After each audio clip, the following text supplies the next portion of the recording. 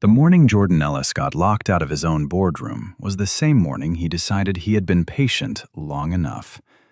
At 7:48, the door did not let him in, and by 10:15, he had fired 11 people. Access denied. Ovage by Co. The screen blinked red. Jordan Ellis pressed his badge a second time. Same light, same answer. His phone had already started going off before he tried again. Not a call. Slack notifications arriving in rapid bursts, each one landing with the same soft double tone that meant something was spreading fast through the building. Ting ting, ting ting. He pulled the phone out and caught fragments in the previews. Company-wide. Did you see the video? Someone blocked it, but it's already screenshotted. He's literally standing outside right now? His own face, he understood, was moving through the internal network without his permission. He put the phone back in his pocket. It was 7:48 in the morning. The hallway smelled like carpet cleaner and fresh coffee. A few early arrivals were already at their desks, heads down, keyboards going. None of them looked up. Jordan wasn't surprised. He wasn't dressed like someone you looked up for. He had come in the way he came in most mornings. Faded gray hoodie, dark jeans, clean sneakers, an old paper shopping bag hanging off one shoulder. The hoodie was a college gift he had never replaced because it was comfortable, and he had never seen the point. He looked, by most office standards, like a delivery guy who had taken the wrong elevator. The placard above the keypad read, "Founder Access Only." The elevator opened behind him. Lauren Mitchell stepped out. She was 32, dressed in a charcoal blazer and cream blouse, hair pinned with precision that took longer than it looked. Travel coffee cup in one hand, phone in the other, reading as she walked. She looked like someone who had made every decision about this day before it started. She saw him and slowed. Something shifted behind her eyes. Not surprise, satisfaction. The small, private kind. She kept walking toward him. Jordan watched her reach into the pocket of her blazer and remove a folded square of cloth. A pocket square, deep burgundy. Without breaking stride, she crouched slightly, buffed a scuff mark off the toe of her left heel with 2 precise strokes. Then she straightened. She looked at Jordan, and she threw the cloth at him. Not hard, not dramatically. The casual toss of someone discarding something they had already finished with. The cloth hit his chest, and he caught it on reflex, both hands closing around it before his brain had processed what was happening. Lauren said, "You dropped something." A pause.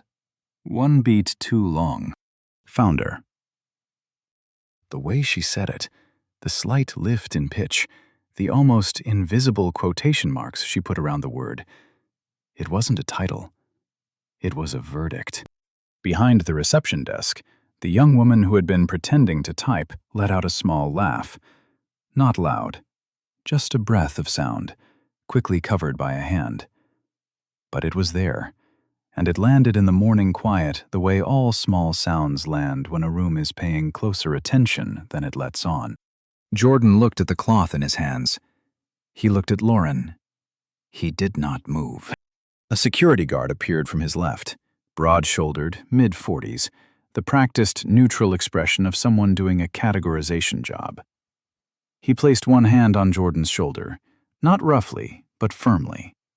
The grip of someone who had already decided what category he was looking at. "Sir," the guard said, "I need you to place your phone on the desk for a moment. Standard check." Jordan turned his head and looked at the guard's hand on his shoulder. The guard did not release it. Jordan's fingers tightened slightly around the paper bag at his side. Not in fear, not in anger, exactly. In recognition. The specific recognition of someone who has been in this geometry before. Not this hallway, not this building, but this arrangement. This distribution of who gets touched and who does the touching, who gets questioned and who walks through. He looked up at the security camera mounted above the boardroom door, the small black dome that swept the hallway on a 40-second rotation. He waited until it completed its arc and faced him directly. Then, quietly, clearly, to no one in particular and the whole building at once. Record everything. He set the paper bag down between his feet. He placed his phone face up on the security desk. He folded his hands in front of him. And he waited. There is a patience that looks like defeat from the outside. It reads as surrender. The still hands, the absence of argument, the person standing quietly where someone else has planted them. People who don't know what it costs assume it means the person has given up, or accepted something they shouldn't have, or simply doesn't understand their own situation. Jordan Ellis understood his situation completely. He was standing in the hallway of a company he had founded, locked out of a room named for his own authority, holding a cloth Lauren Mitchell had thrown at him in front of a laughing receptionist and a security guard who still had not fully removed his hand from the vicinity of Jordan's shoulder. He understood. He just was not ready to move yet. His phone sat face up on the security desk. The screen had stopped lighting up. Either the flood had slowed or the guard had quietly adjusted the volume. Jordan didn't ask. He let his mind go backward instead, to where things had started, to the version of this story that predated this hallway and this morning, and this particular red light blinking on a badge reader. He thought about Lauren Mitchell in 2019. She had been an intern then, 25 years old, fresh from Wharton, carrying herself with the confidence that Wharton gave before the world had tested it. She had come to him after a pitch meeting one afternoon with a 6-page analysis of Synapse's product roadmap that he had never asked for and had not expected to be any good. It was good. He had asked her to walk him through it. She did. He had offered her a full-time position 3 days later, the way no one had ever done anything for him, without requiring proof of worthiness before unlocking the door. He had put her in front of the board. He had introduced her to the investors. He had made the calls that moved her from the hallway into the room. The email came back to him now, the way a thing you have filed away always returns when your hands are still and your mind has nothing else to do. 8 months ago. Subject line: Pre-IPO readiness. Exec role clarification. Jordan, I want to be direct with you because I think that's what you'd want. You've built something extraordinary here, and your story is genuinely compelling as a brand asset. But optics management at the IPO stage requires a different kind of executive presence.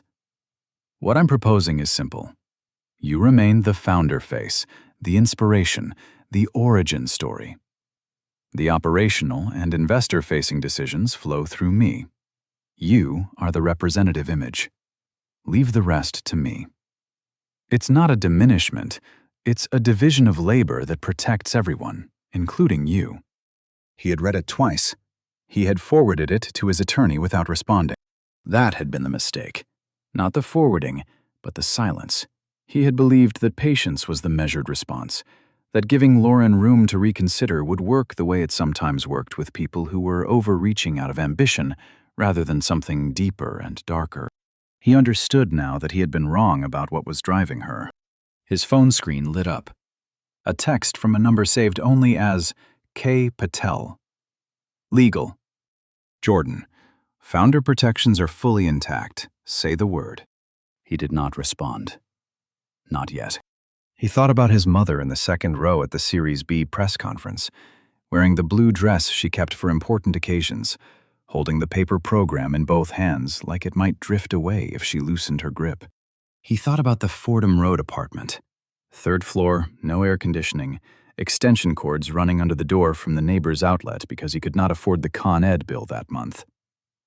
The extension cords were a fire hazard. He had known that and decided he would fix it before anything caught. Nothing had caught. The bill got paid. The prototype worked. He thought about the 17 rejections before the first yes. He thought about the venture partner who had said the product was interesting, but the market was not ready for a founder like him.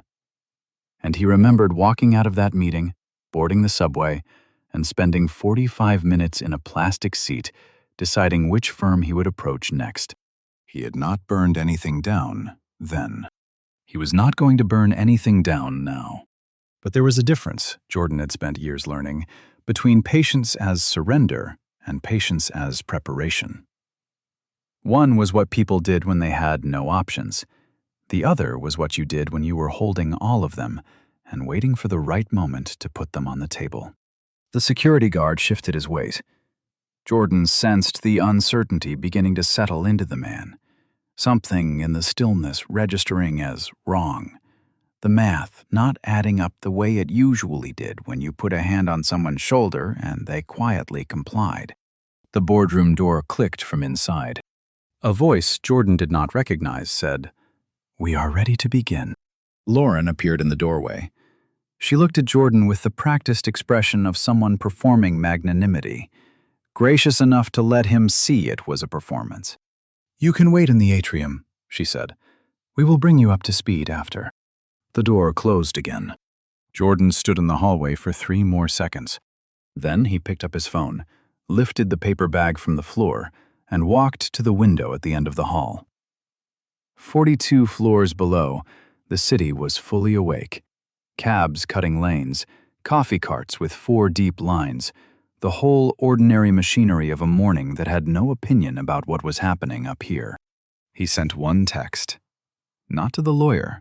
To Sarah Lee. "Are you in the building?" The reply came back in under 10 seconds. "Yes, and I have something you need to see." At 9:02 a.m., a company-wide notification went out through the Synapse internal system.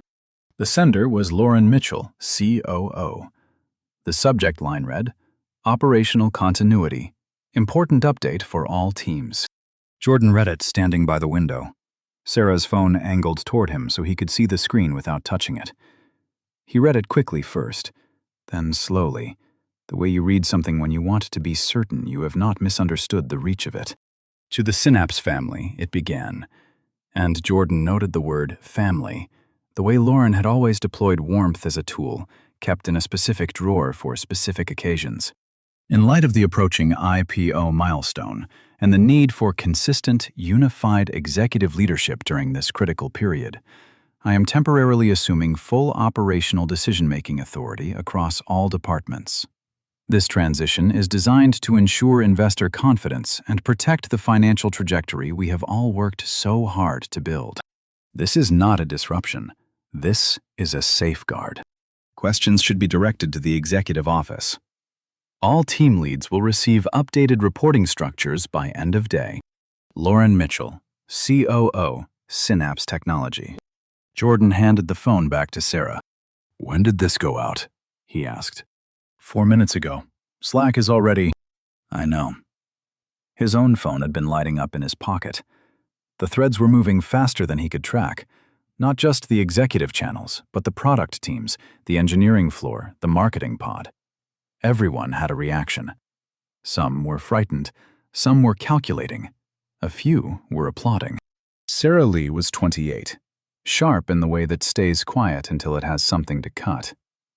She had been with Synapse for 3 years and had spent the last 18 months developing an almost clinical ability to read a room. Who was performing loyalty? Who was genuinely uncertain? Who was keeping their options open until the direction became clear? She was not keeping her options open. "I have been compiling since last night," she said, and held out a folded printout, physical, not a phone screen. A safer format when you did not know how far the digital channels had already been watched. Jordan unfolded it against the window. It was a chain of emails, 12 in total, spanning 6 weeks. The header on the first was between Lauren Mitchell and James Rivera, Synapse's CFO. The timestamps began at 11:47 p.m. on a Tuesday, late enough that no one was meant to see them. The contents were careful, clinical, and unmistakable. James. Board sentiment has shifted more than I expected. Chen is soft. Hartwell will follow whoever presents the clearest path to IPO liquidity. The others are hedging. I think if we frame Jordan as a liability rather than an asset, not overtly, but through context and implication, we can have 3 votes by Thursday. Lauren agreed. The Q3 earnings narrative gives us cover. I will have the analyst revise the founder dependency risk section. Subtle, but legible. James, what about the access credentials? If he shows up day of with full access, it complicates the optics. Lauren, I will handle the credentials. He will not make a scene. He never does. Jordan read that last line twice. He will not make a scene. He never does. He folded the pages and slid them inside the front pocket of the hoodie. How did you get these? He asked. James's assistant is my friend, Sarah said. She did not know what she was looking at when she forwarded them. She thought it was gossip. A pause. I knew what I was looking at. Does anyone else have copies? Not yet. Good. He looked out at the city for a moment. The city never cared. He had always found that steadying. 3 things. Forward the full chain to K. Patel at legal. Timestamp your original receipt, and pull the audit log on the Access credential system, 60 days back. Sarah was already writing on a small notepad.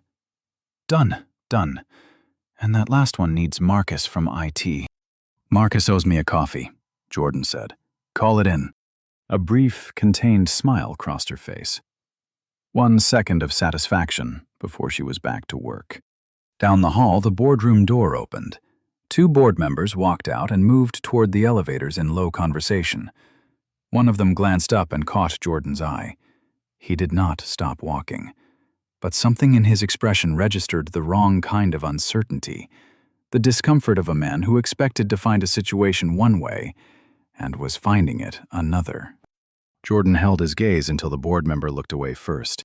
On his phone, a new message loaded in the engineering channel from a senior lead named Priya, who had been with Synapse since the Series A. I am uncomfortable with this announcement. Jordan is the CEO. This does not feel right. Seconds later, from someone in finance, with IPO stakes this high, we need stability. Lauren has been running operations for 2 years. This makes sense. And then, from an account Jordan did not recognize. Does Jordan even still come in? I have not seen him in weeks. He read that one twice. It was the kind of comment that seems small from the outside, a throwaway opinion, ambient doubt. But Jordan understood how these things worked. You did not need to stage a frontal assault on someone standing. You only needed to introduce the question. Does he even belong here? And then water it with small moments of exclusion and let it grow in the dark until people forgot they had been the ones to plant it. He pocketed the phone. The all-hands meeting was in 44 minutes. He had work to do. The all-hands was held in the main conference hall on the 38th floor, a room that seated 120 and could manage 200 if the center tables were cleared. Today, nearly all of them had come. Jordan found a seat near the back. No one stopped him. A few people offered small nods. Most turned back toward the front. He was, in their visual vocabulary, someone who had sat down in the wrong section. Not threatening, just slightly out of place, which was exactly the impression this morning had been built to leave. The stage setup was more formal than usual. A podium, a projection screen, 2 chairs to one side arranged for a panel conversation. The whole architecture of an announcement dressed as a meeting. Lauren was already at the front, speaking quietly with James Rivera. Both angled away from the room with the posture of people who believed they owned it so completely they did not need to perform for it.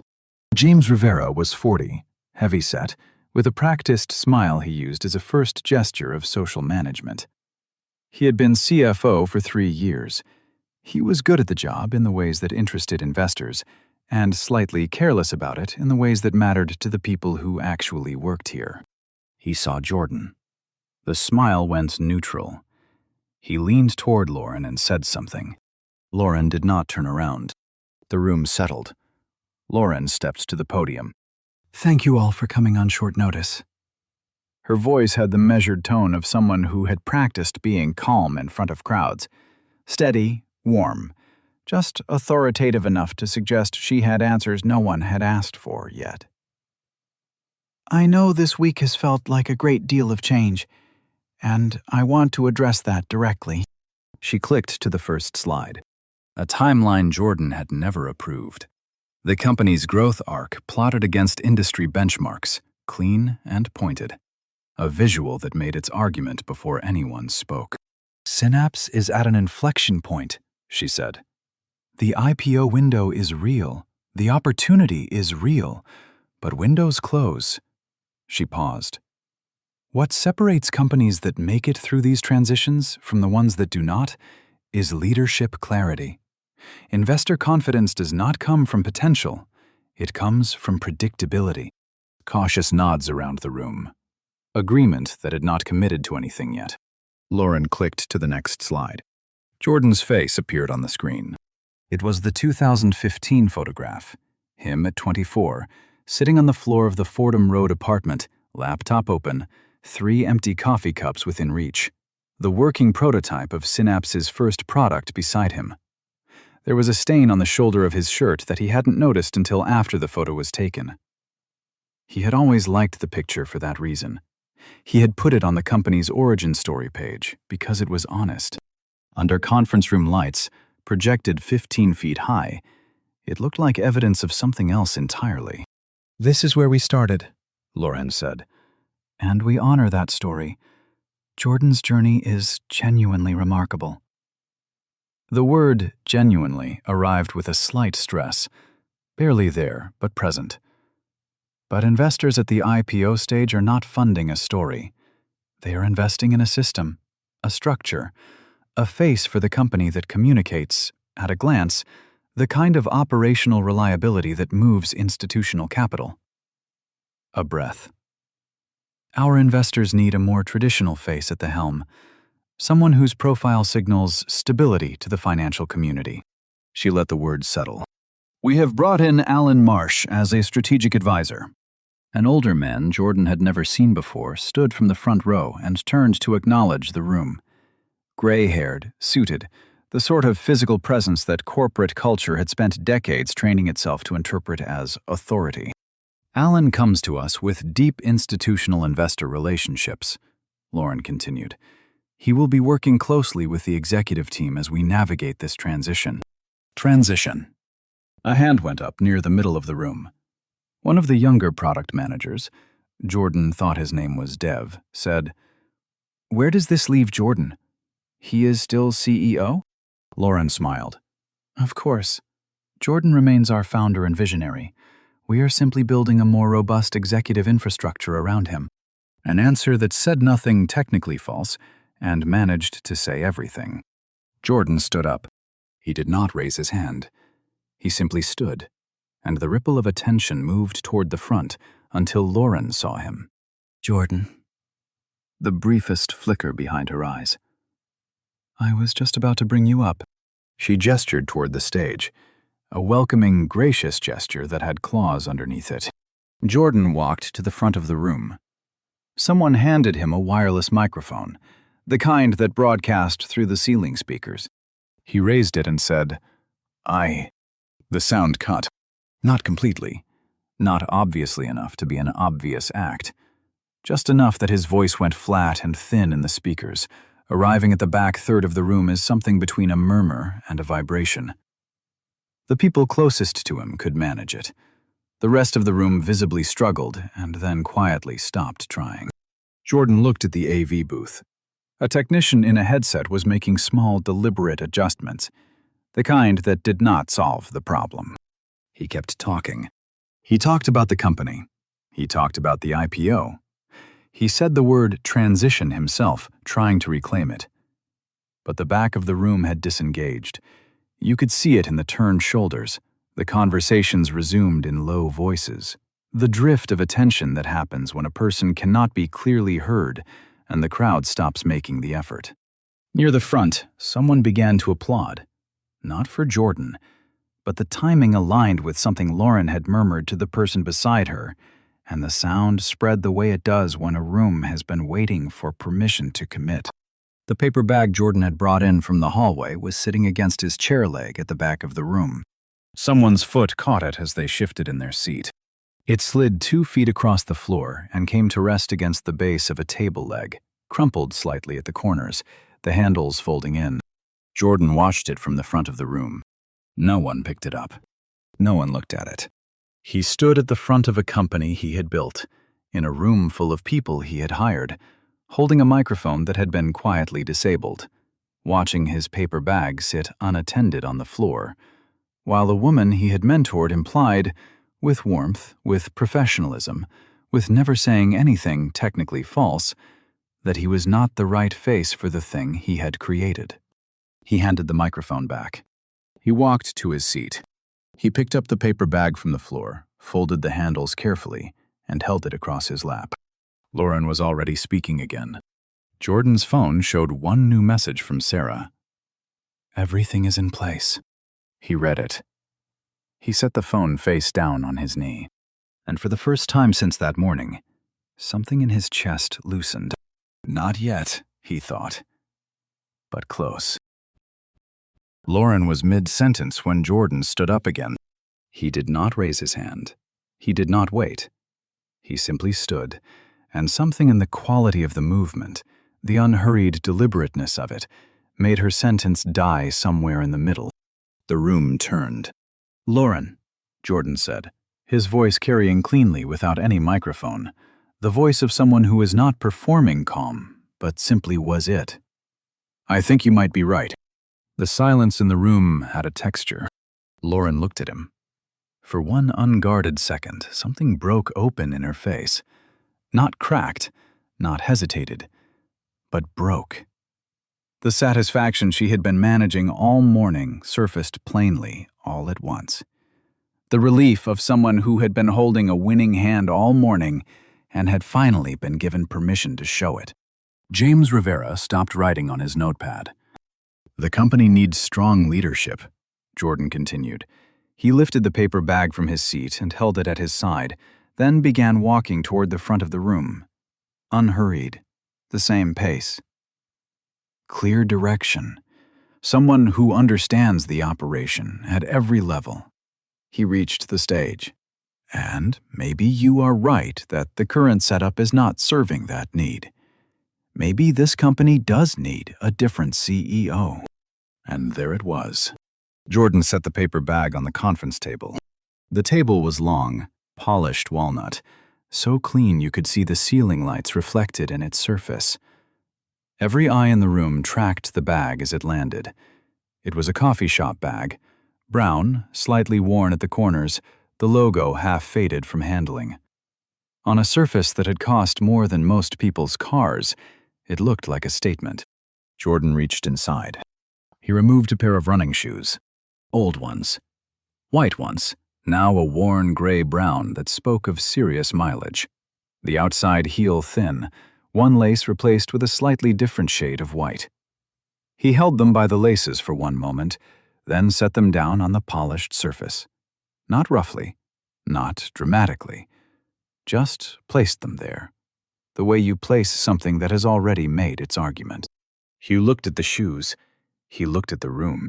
Then he said it, quietly, without decoration, letting the words carry themselves. "This is where you thought I came from."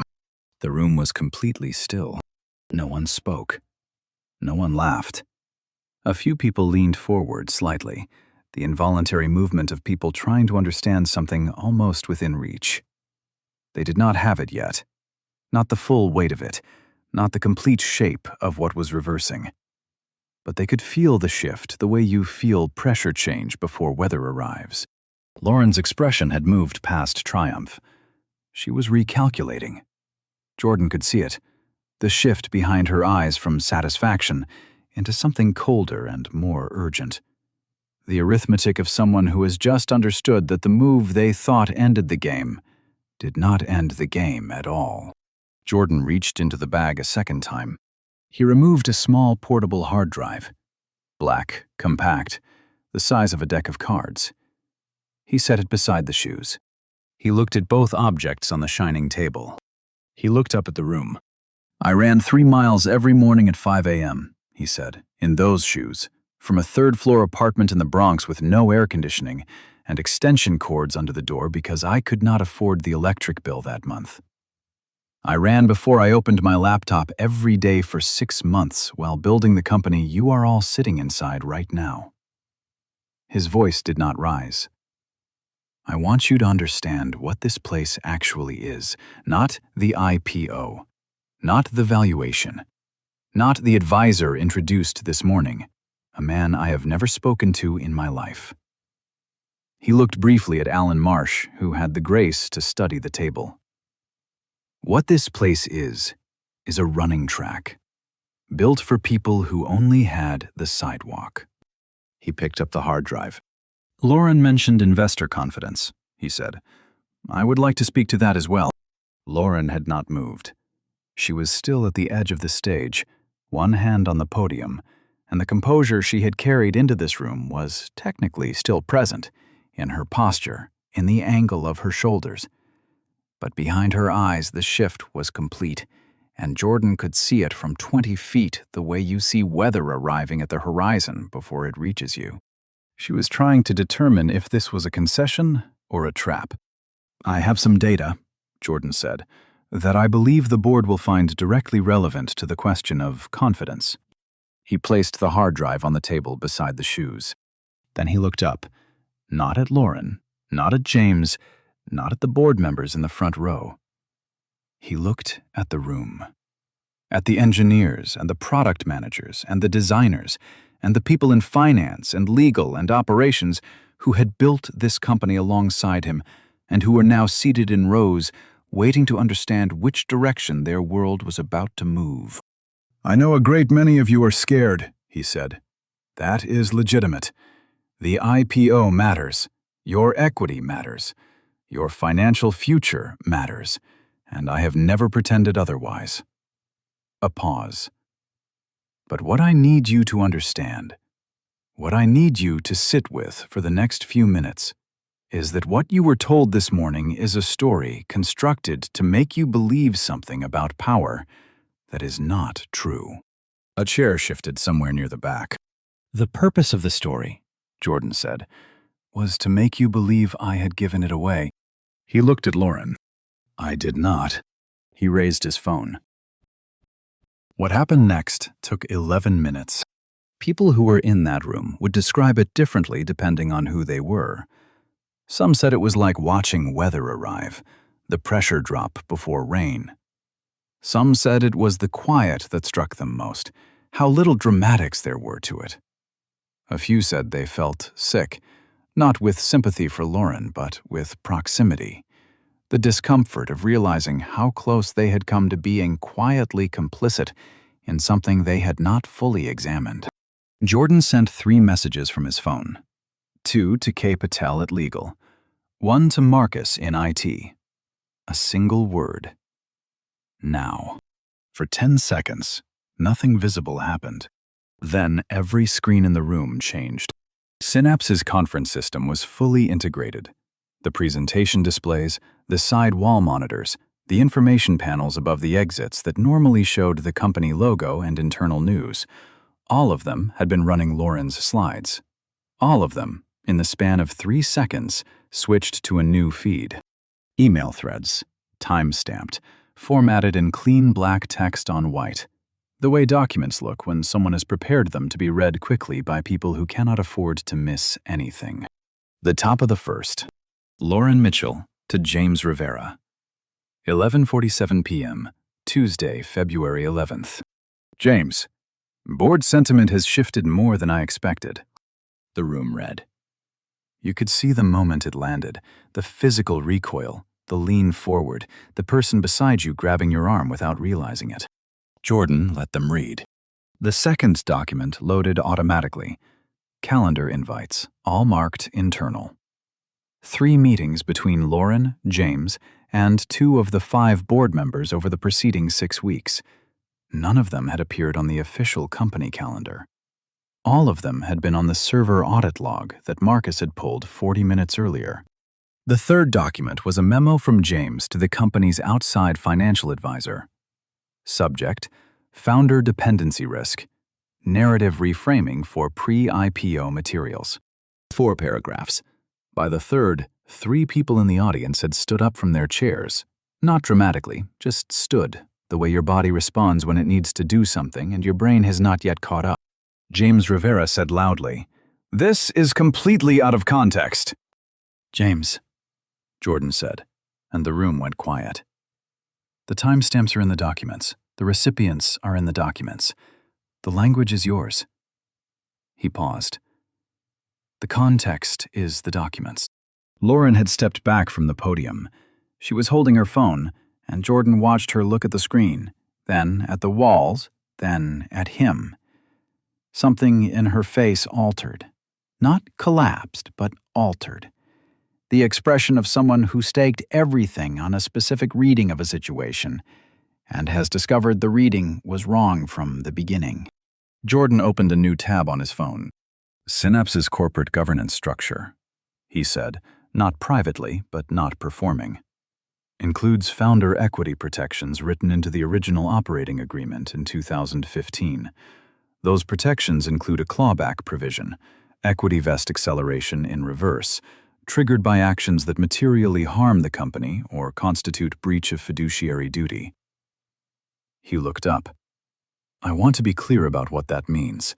It means that the equity granted to any executive found to have engaged in the documented conduct currently on those screens can be fully reclaimed. The room absorbed this. I want to be equally clear about what that means for the specific individuals named in those documents. He unlocked his phone and authorized 2 actions that had been queued and waiting for his biometric since 9:47 that morning. First, a push to the HR system. On the display panel nearest the exit, visible to anyone with executive access, now visible to the entire room, the internal personnel dashboard refreshed. Under Lauren Mitchell, COO, employment status, terminated, effective immediately. Under James Rivera, CFO, the same. The silence that followed had weight. The silence that arrives after the loudest thing in a room has finally stopped. All the smaller sounds suddenly sharp. Someone's chair. Someone's breath. The low electronic hum of the screens still glowing with Lauren's name and the word beside it. Lauren's phone buzzed in her hand. She looked at the screen. Whatever she saw made her very still. Your corporate access card has been deactivated, Jordan said. Not cruelly, not triumphantly. As information. Standard termination protocol activates automatically. IT credentials, building access, parking validation, corporate card, all of it. Lauren looked at him. She opened her mouth, and for a moment he thought she would say something sharp, something carefully calibrated for a room paying full attention. She closed her mouth. James Rivera said, You cannot do this without a board vote. I already have 3, Jordan said. I have had them since Tuesday. He looked at the board members in the front row. 2 of them had already looked away. Lauren turned and walked toward the door. She covered the length of the conference room with her shoulders back and her chin level, performing composure the way you do when composure is the last possession you have left. She reached the hallway. She walked to the elevator. Jordan heard the rest from Sarah, who heard it from 2 separate people standing in the lobby when it happened. Lauren approached the car service kiosk near the building entrance and tried to charge the ride to her corporate American Express. The card declined. She tried the second account, the expense card loaded with travel funds. Also declined. The lobby attendant offered a quiet word. Lauren stood at the station for a long moment, phone in hand, looking at the screen, looking at the glass doors, looking at the city beyond them. Then she walked out. Jordan did not feel triumph when he heard this. He did not feel the warmth of satisfaction he had sometimes imagined in darker moments over the preceding months. What he felt was something quieter than both. The stillness that arrives when preparation meets the right moment and everything resolves the way it was always supposed to. He looked at the room, at all the faces still turned toward him, confused, shaken, and in several cases, visibly ashamed. He said, We have a great deal of work to do. He picked up the running shoes from the table. He put them back in the bag. The rest of the day moved in controlled silence. People returned to their desks. Meetings were rescheduled. Legal spent 4 hours in the conference room on the 32nd floor. The board held a call that lasted until 6:30. K. Patel sent 17 messages, mostly informational, several expressing something close to admiration, and Jordan answered the ones that required responses and let the others wait. Sarah ran point on everything she was authorized to handle, and she handled it well. Jordan watched her work from the edge of the open floor and felt the satisfaction of watching someone finally work at the level he had always known she had. By 3 o'clock, 3 people had resigned, and 4 others had sent Jordan direct messages asking for a conversation. Not about their jobs, about what had happened. About whether they had made an error in how they had responded that morning. Jordan read each message. He answered the ones he could answer honestly. One of the younger engineers on the product team, a kid named Thomas who looked barely 26, stopped beside the desk Jordan was using and stood for a moment without speaking. Then he said, "I was in the room during the all-hands. When they put up that photo of you and said what they said about the traditional face, I did not say anything." He paused. "I should have said something." Jordan looked at him. "What would you have said?" Thomas thought about it seriously. "That it was wrong." "Then say that," Jordan told him. "The next time, just say it." A pause. "Out loud." Thomas nodded slowly and returned to his desk. This was the thing that people misunderstood about moments like this morning, Jordan reflected. They assumed the damage was done in the obvious gestures. The cloth thrown at his hands, the disabled microphone, the photograph used as implication. And it was, partly. Those things were real. But the larger damage was in the silence of everyone who had watched and waited and kept their options open, deciding what they believed only after the direction became clear. That was the rot. That was what actually needed fixing, and it could not be fixed with a termination notice or an equity clawback or a filing with the board. It could only be fixed by making it possible for Thomas to say it was wrong the next time, and for that sentence to land differently in the room than it would have landed yesterday morning. At 4:15, the board issued a formal statement, concise. Confirmation of the terminations, confirmation of Jordan's full authority as CEO, acknowledgement that an internal review of executive conduct was underway. A statement that gave the facts without editorializing. Sarah forwarded it to Jordan with one word. "Finally." He replied, "Draft me something for all staff, 20 minutes, warm." She sent a draft in 14. He changed one word and sent it out. To everyone at Synapse. "Today was hard. I am not going to pretend otherwise. You saw something you should not have had to see, and some of you are sitting with questions I have not answered yet. I will answer them. Not all at once, and not today, but I will. What I want to say right now is simpler. This company was built on the belief that the work matters more than the optics, that who you are matters more than how you present, that the doors we build here should open for the person doing the work, not only for the person who knows how to talk about it. I still believe that. I will still be here tomorrow. Jordan." He pressed send and set the phone face down. 3 board members reached out to him personally before end of day. 2 apologized. The 3rd offered something more useful. A commitment to review the governance structure and add 2 independent directors with minority representation. Jordan told him he would think about it. He would. At 5:47, Sarah appeared in the office doorway. "Go home," she said. "In a minute," he said. She leaned against the doorframe. "You know what the strange part is?" "Tell me." None of them thought he would actually do it. The whole thing was built on the assumption that he would stay patient. They mistook patience for permission.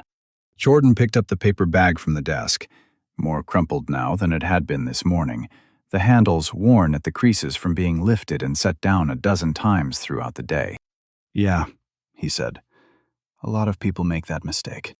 He turned off the desk lamp. The quiet that a building holds when most people have gone home settled around him. He walked to the elevator. He pressed the lobby button. He rode 42 floors down in silence and stepped out into the evening. The coffee cart was still there. Corner of 47th and Lex. Same spot, same silver cart, same man named Eddie who knew 400 customers by their drink order and charged 50 cents less than every competitor because, as he had once told Jordan, overhead was a mindset. Jordan had stopped there on his way in at 7:48 that morning. He went back now. The evening crowd had thinned. The espresso machine was still warm, the pastry case mostly empty, the line down to one person who was not in a hurry. Jordan ordered, accepted the cup, and stepped to the side. His son Marcus was with him, 9 years old, wearing a backpack that appeared to weigh slightly more than he did, which had been true of every backpack he had owned since first grade, and which Jordan had long since stopped remarking on. Marcus held his hot chocolate with both hands and surveyed the street with the focused attention of a child who had already formed a theory and was testing it. Jordan looked down the block. Against the wall of a parking garage, a man sat in the same spot he had occupied that morning. Same arrangement of cardboard and belongings, same paper cup set in front of him on the sidewalk. Jordan had dropped $1 in the cup on his way past at 7:48. He ordered a third coffee. Black.